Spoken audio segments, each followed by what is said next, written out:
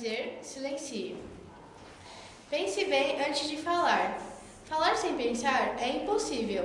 O que acontece muitas vezes é que pensamos errado, devagar ou muito rápido, aí falamos bobagens. Quantas vezes nos arrependemos de uma pequena frase ou de um simples sim ou não dito em uma reflexão mais cuidadosa? Não precisamos ser tão apressados em manifestar nossa opinião. Observe os sábios e perceba como se expressam. As palavras serenas sempre transmitem o que trazem na alma. Além disso, além da razão, consulte o coração antes de falar. Então agora eu vou passar a palavra para a nossa irmã Eliana. Obrigado! Muito bom! Luiz, agora que a gente já sabe que você lê muito bem, você vai ser a nossa leitora automática. Ó, todo mundo mandou assim, um emojizinho para você. Muito bom. Podemos? Podemos. Já postos. Boa noite, meus irmãos. É com muita alegria que estou aqui nessa casa, nessa noite, agradecendo aos dirigentes, agradecendo à espiritualidade amiga que nos acolhe nesse momento. Então vamos nesse momento nos recolhermos para uma prece, para a gente se conectar ao alto. Então vamos pedindo a Deus nosso Pai, que nos ampare e nos acolha, que Jesus, nosso Mestre, está aqui conosco esta noite, aqui representado por essa espiritualidade amiga que nos acolhe, que já preparou e higienizou este ambiente. Mestre Jesus, agradecemos pela oportunidade de estarmos aqui reunidos em seu nome, em nome do amor, da paz e da fraternidade. E assim reunidos, vamos agradecendo por este momento, vamos agradecendo pela vida, pela nossa saúde e por esta oportunidade de expressarmos o nosso amor e alegria por Ti. E assim agradecidos dizemos, sê conosco, Mestre Jesus, que assim seja, graças a Deus. Bom, então, hoje eu vou falar sobre o capítulo 25 do livro Boa Nova, no livro do Chico Xavier com Emmanuel. Ops! É com o irmão X, Humberto de Campos. E eu gosto muito de, quando eu vou falar de um tema, e o livro Boa Nova, né? Por que ele chama Boa Nova? Porque Boa Nova, a expressão em grego quer dizer evangelho. Então esse livro vem trazer a Boa Nova do Mestre Jesus através das parábolas enquanto ele esteve conosco. Por isso que Humberto de Campos escolhe esse nome para representar que o Evangelho de Jesus é a Boa Nova que vem aos nossos corações, que vem às nossas mentes, nos alegrar pela sua passagem na Terra. E eu vou falar hoje sobre o capítulo 25, que é sobre a última ceia. Um momento tão importante e que nos revela, que Jesus nos revela tantas coisas bacanas. Para quem já assistiu essa cena no The Chosen, né, Os Escolhidos, vai lembrar que linda cena que foi dessa passagem. Então, naquele momento, Jesus, nos últimos 3 anos, junto aos apóstolos, ele passava as celebrações da Páscoa. E naquele momento, era a última quinta-feira que ele iria passar com os apóstolos antes da crucificação. Então, ele vai reunir os apóstolos, como sempre, naquela quinta-feira, e ele, já sabendo que ele iria sofrer tudo que ele sofreu, aquele momento, como está no livro, é um momento muito especial.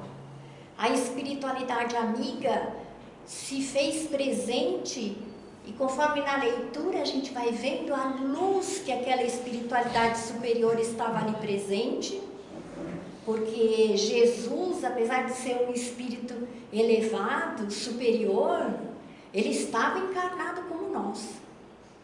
Ele estava com medo, ele tinha dores, mas ele tinha confiança em Deus. Eu acho que essa passagem, a primeira coisa que ela vem nos trazer é a gente confiar em Deus. Deus nos ama. Deus é misericordioso e bom com todos nós.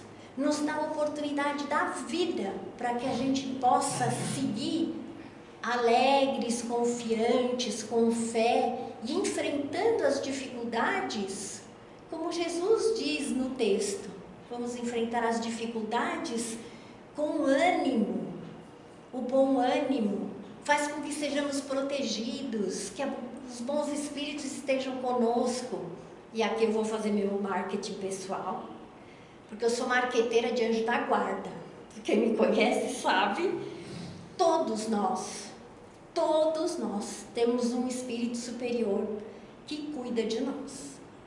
Então, ele fica feliz da vida quando a gente fala de manhã, acorda e fala: bom dia, meu anjo da guarda, muito obrigada por estar comigo, muito obrigada por me auxiliar. E Jesus, nessa passagem da última ceia, ele vai falar sobre isso, dos bons espíritos que vão permanecer conosco e que depois ele vai trazer o Consolador na sua mensagem, que foi a doutrina espírita.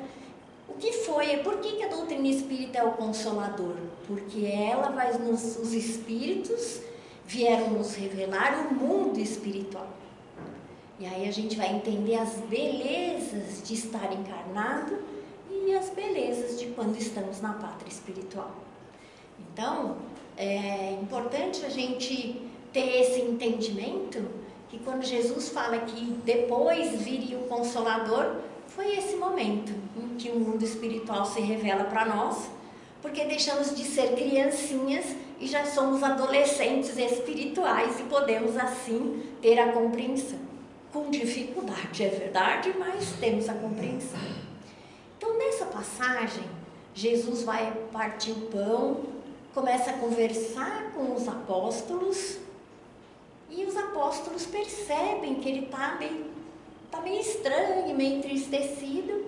E ele vai dizer que é a última oportunidade que eles estarão juntos, que é a última oportunidade em que eles vão disseminar o bem, o amor, e que ali ele quer deixar para eles essa mensagem da importância da gente ter a confiança em Deus, da gente seguir o caminho do amor, da gente procurar entender o outro, ter a compreensão. Então ele vai nos colocar ali que aquele momento é o momento em que ele está sedimentando, que ele está edificando tudo que ele exemplificou quando ele esteve entre nós e que depois os apóstolos foram reproduzindo até chegar a gente. Nesse momento ele vai partir o pão, eles tomam o vinho, porque aquele ritual é um ritual judeu, né? E os apóstolos, quando ele fala: este é o meu corpo e este é o meu sangue, os apóstolos, vírgula, todo mundo, esse a gente vai lembrar quando a gente estava na escola. A Luísa é novinha, essa aí ela vive, mas Luísa, vou contar um segredo para você. Todo mundo viveu isso. Quando a professora explica uma coisa na escola, e a gente faz aquela, ninguém entendeu nada. Aí sempre tem um coleguinha: professor, eu não entendi. Quem era esse? Simão Pedro. E ele levanta: mas o que isso quer dizer, né? E aí fica todo mundo olhando para a cara dele assim: ainda bem que tem ele para perguntar, né? Essa é a pessoa. E aí ele pergunta e Jesus vai explicar que o corpo, que o pão que ele reparte, que é o corpo dele, são os atos dele com Jesus na terra, que ele deixa como exemplo de amor, de caridade, de respeito, tudo aquilo que ele deixou para nós. E o vinho é a vida, é a seiva do amor, porque ele, como filho de Deus, que veio à terra para nos revelar a boa nova, aquele vinho representa o sangue no sentido da doação que ele fez e pelo que ele iria passar, inclusive em cumprimento às escrituras, aos profetas, né? Porque já estava previsto. E depois ele vai dizer que entre eles, ele vai ser traído por um dentre eles que estavam ali. E aí pronto, já começa aquele bochicho assim, né? Quem será? Quem será que vai me trair? E Tiago diz, ai, será que sou eu? Aí ele desconversa e falando, aí ele fala, não, eu não vou fazer isso, né? Aí Jesus fala para Tiago, não, você tem que entender que aquela pessoa que vem a fazer isso é também seu irmão e que ele tem motivos para fazer, né? Então, quando ele fala, né, nessa fala dele do livro, é muito interessante, porque ele coloca essa questão. Ele já mostra uma coisa que a gente tem muita dificuldade na convivência do dia a dia. Entender o outro e aceitar o outro. Porque o outro não é como a gente quer, a gente está vendo que o outro está fazendo uma coisa que não está certo, mas a gente muitas vezes não pode fazer nada. Mas não é por isso que a gente vai deixar de amar o outro, porque somos todos irmãos. Então Jesus vai trazendo essa reflexão e na sequência eles começam a falar que como seria Jesus, porque ali Jesus não vai contar a sequência. Jesus não vai dizer o que vai acontecer, ele só diz que vai cumprir as profecias. E aí o que acontece? Eles acham que Jesus vai chegar ali e ele vai chegar e vai ser reconhecido como uma pessoa, filho de Deus, uma pessoa do bem, que veio trazer o amor, representante de Deus na terra. E eles falam, não, quando chegar lá, vamos levar ele para o templo, e eles vão ter que reconhecer a superioridade de Jesus. E aí Jesus diz para eles que eles têm que ter confiança no Pai, mas que ele veio aqui dar prova do seu amor, da humildade. Então, que ele vai sofrer e que esse sofrimento é em benefício de toda a humanidade. E aí os apóstolos ficam aquela coisa, como? Mas ele vai sofrer, né? E eles achando que ele ia ser ovacionado, ia ser coroado, né? Havia esse olhar, porque nas escrituras dizia que o reino dos céus iria triunfar. Mas Jesus fala nesse texto que não é o triunfar por roupas douradas, por poder, nada disso. O que vai triunfar é a simplicidade, a humildade, o amor. Então eles perceberam esse equívoco, mas mesmo assim ainda continuavam inseguros. E Judas queria esse olhar, tinha esse olhar, queria que isso se realizasse dessa forma. E aí eles vão ali naquela celebração, e aí eles começam a conversar com Jesus para saber o que eles iam fazer, como é que eles iam seguir adiante sem ele. E aí ele diz que ele vai estar com eles, que ele vai enviar o Consolador para que sigam adiante. E ele transmite para eles o que? Amor, transmite segurança, né?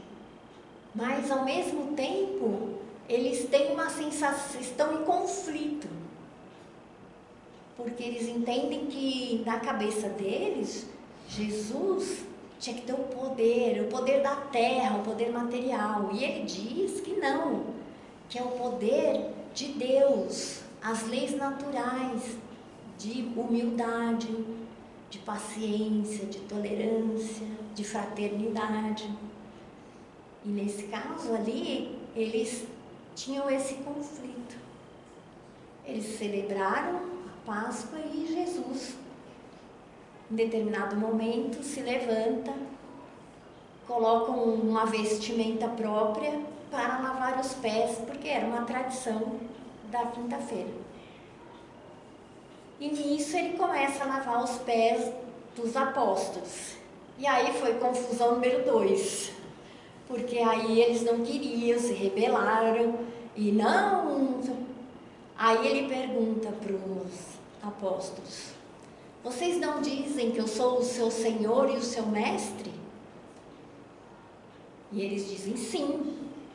Então ele diz assim: eu, na qualidade de Senhor e mestre, eu vou lavar os pés de vocês em sinal de humildade, para mostrar que somos todos iguais, somos todos filhos de Deus e não precisamos de ritos exteriores para mostrar aquilo que é o nosso melhor, o que está em nós, o que está dentro de nós. Ele fala no texto: a iluminação está dentro de cada um de nós, porque Deus está dentro de cada um de nós.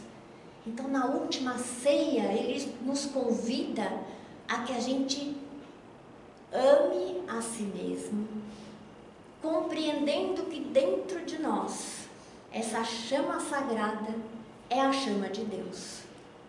E que a gente faça essa chama se iluminar, através da fé, através da oração, olhando para Jesus. Quando a gente vai se concentrar, que a gente fala assim: pense em Jesus.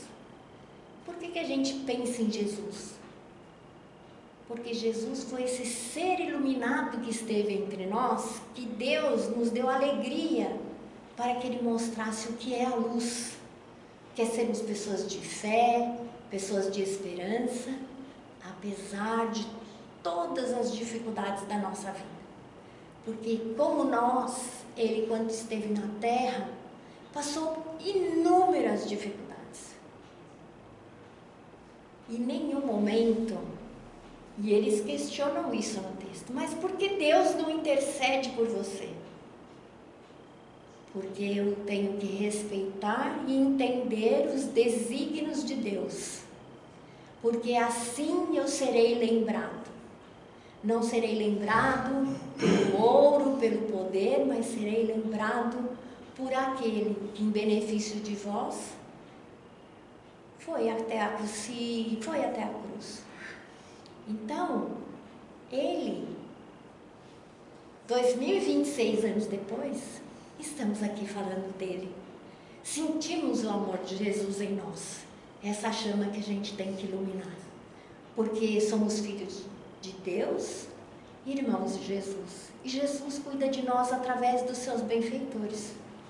E o querido anjo da guarda vem junto para cuidar de cada um. Olha como Deus é maravilhoso, nos dá um anjo da guarda para cada um de nós. Aquela pessoa que fala: não, vamos em frente, estou torcendo por você. E aquela pessoa que, quando a gente voltar para a pátria espiritual, vai estar lá esperando a gente de braços abertos para dizer: excelente tarefa. Então Jesus, nessa passagem da última ceia, nos convida a gente cultivar esse amor, iluminar dentro de nós, construir a esperança que é filha da fé, e que tenhamos caridade com todos nós, sem exceção. Ai, é fácil, né? Estou aqui falando, é maravilhoso, né? Mas não é fácil. Mas eu acho que o mais importante é a gente se amar, se respeitar, se iluminar, crescer dentro de nós essa luz, para que aonde a gente for, a gente ilumine todos os espaços, para que a gente possa acolher a todos e que todos possam seguir adiante essa iluminação. E todos nós iluminados vamos transformar esse planeta num planeta de regeneração, A gente fala tanto da transição, mas para a transição chegar, ela precisa de nós. Porque a gente sempre sabe, né? Que é amar a Deus sobre todas as coisas e ao próximo como a si mesmo. Então a gente vai se amar para amar o próximo. E amando o próximo, a gente vai amar a Deus. Então, a última ceia, esse capítulo do livro Boa Nova, vai nos inspirar.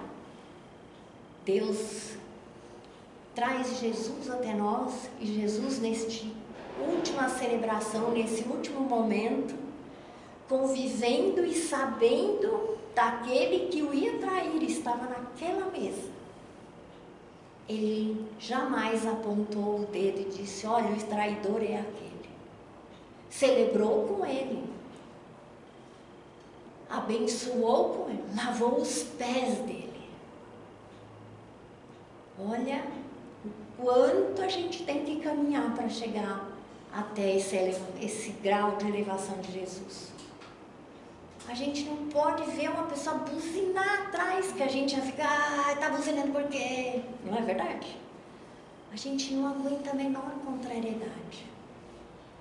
As provas não são fáceis, né?